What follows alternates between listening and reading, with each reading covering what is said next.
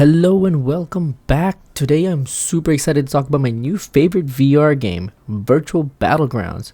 But before I kick this off, do me a real solid and hit that subscribe button and ring that bell icon. Every support means the world to me. So Virtual Battlegrounds is basically PUBG in VR, developed by Cyberdream and released in early access on Steam and the Oculus Store on April 15 this year. It supports pretty much all major VR headsets and PCs such as the Rift S, the Index, HTC Vive, and even Windows Mixed Reality, and can be played in either sitting or standing. Now, I want to make this video more of an overview and then wrap it up in the end with opinion based on some pros and cons. Like I said, these are my opinions alone, and if you agree or disagree with any of them, let me know in the comments down below, man. So, booting up the game, you start off by being greeted by this quirky little drone with a Joker smile, I think, in their little training scenario. Then you can test their shooting mechanics first and also try out some of their weapons. Then after that, you walk over to the left and they have you climb up this wall. In this game, there are more surfaces you can actually climb versus surfaces you can't. So, it would be smart to try them out in the field. After you scramble over the wall, you are then prompted to try out another wonderful mechanic they have. Freaking zip lines, man.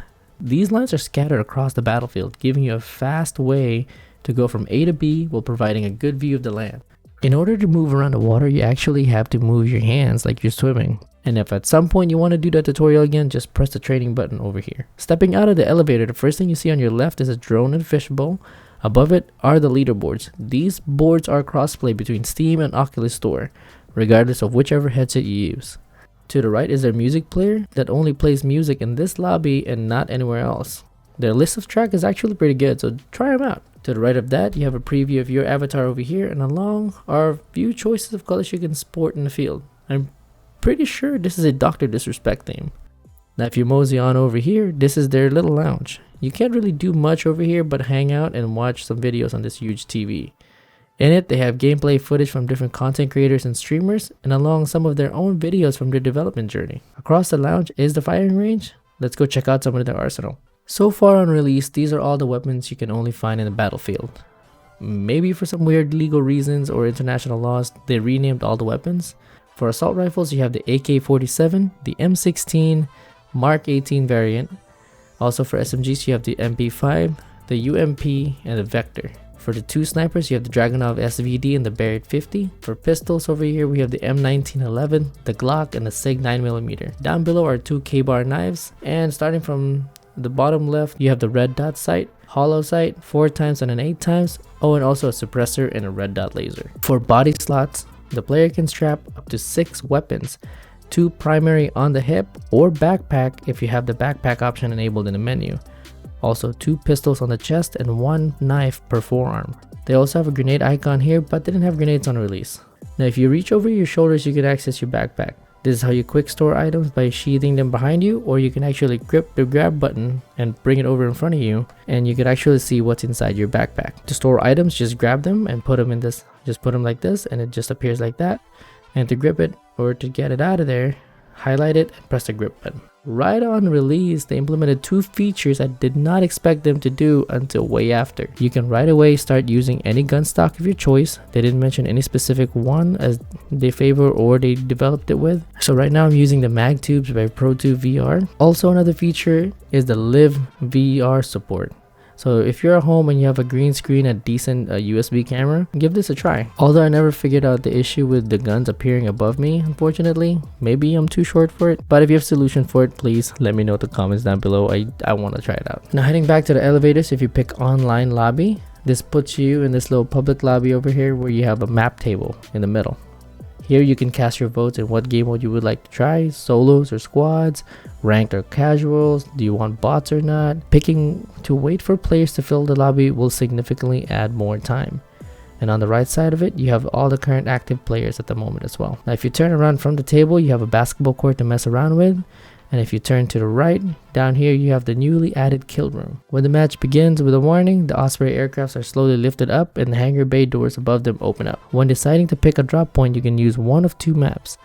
one on the menu screen and one at the back of your left hand. When near enough to start dropping, the rear doors open up and you can walk to the edge and get a cool view of the whole island. You can also use this time to get a better view of where you want to go. You can walk off or just simply jump off, but your direction is dictated by the orientation of your headset, and parachutes do deploy automatically. As you land and sprint off to a weapon, please remember to always rack the weapon to chamber around.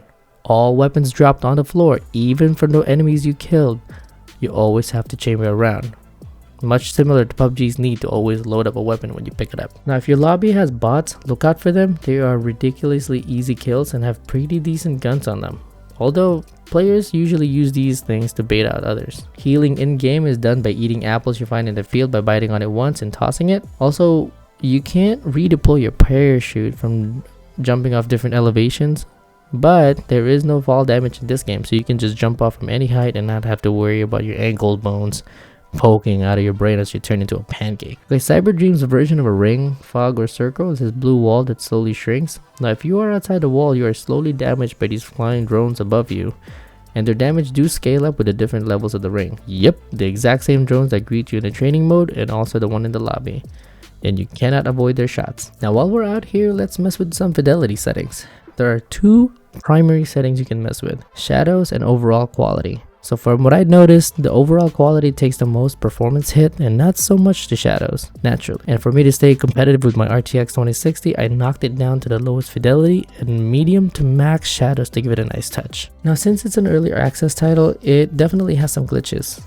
On my very first match ever, the game had an issue tracking my right controller. It turned it from 6 degrees of freedom to 3 degrees and also pinned the controller to my face. It hasn't happened since release, and I hope it will never happen again, because that happened in the middle of a match and it was not fun. Also, hopping in and out of the gun stock calibration menu confused the game, where when I saved my changes, it thought I was still calibrating, and it caused me to have the menu up constantly to be able to move around, to which it was fixed by a complete reboot of the game. And lastly, multiple players have complained about having black screens where they are stuck in the loading screen. Within the headset, all you see is complete darkness, and in your monitor is a stuck loading screen. The developers are actually very active in Facebook, Discord, and in the Steam community, and also they had a live stream yesterday telling us about their future updates and plans in Twitch. And their very first big update, right after release, introduced the kill room and added a new helicopter, as you saw, along with also a lot of quality of life improvements and numerous bug fixes. Now it's time for my review. Let's start off with what I like. This is by far the smoothest running VR battle royale on release I have yet to see. Jumping out of the plane is always a blast.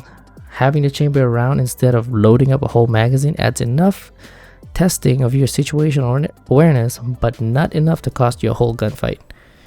Now moving your arms in order to move in the water adds a level of immersion, better animation, and also it kind of keeps players from strafing in the water while shooting.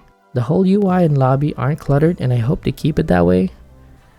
And unfortunately, multiplayer VR games usually aren't so filled out. So I'm glad they put an option where you don't have to wait for a full lobby in order to start a game. Now gunplay overall seems smooth and controls are easy to understand. And lastly, zip lines.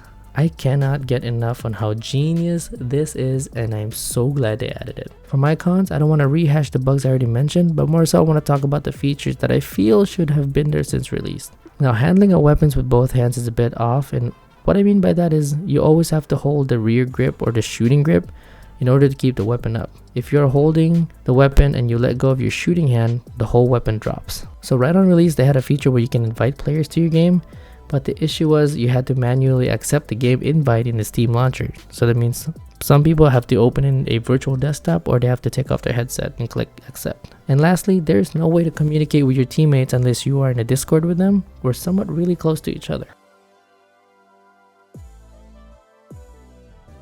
Nevertheless, with all my pros and cons, I still very much enjoy it and highly recommend it. The full price of the game is $19.99, and the game is worth it and shows a ton of potential. So if you have a VR headset, please grab it now. This could very well be the VR Battle Royale of 2020. I have faith in Cyberdream that this is not just a quick cash grab, and they will continue to support the game and listen to their fans. So yeah, that's pretty much it. If you like my video, hit that sub button and bell icon. Comment down below if you have any more questions about the game. Also, if you have it, let me know what you think of it and what I missed. See you guys later in the Battlegrounds. Oh, I got him. You got him? You got him? Nice. Careful, we got two names behind it. We got 2 in house. Oh, shit! God. Did we win? Oh god, victory. Hey, we won.